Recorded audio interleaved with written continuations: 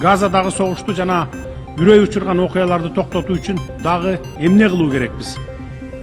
Биз Газа тилкесиндеги аеосуз кагылышуулардын айынан эбегейсиз жоготууларга учурап жаткан Палестина элине тилектеш болушубуз керек.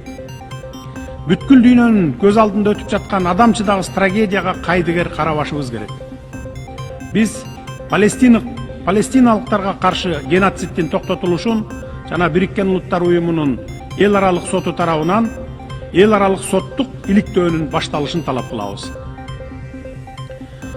Менин өлкөм ар дайым зордук зомбулуктун жана терроризмдин бардык көрүнүштөрүн кескин айыптайт.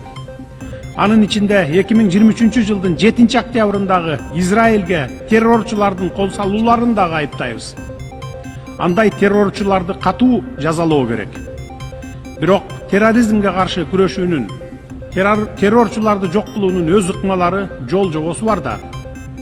Ошол ыкмалар менен күрөшүш керек эле. Андай террорчулардын кесепетинен миллиондогон жөнөкөй жарандар, жаш балдар кырылбаш керек эле.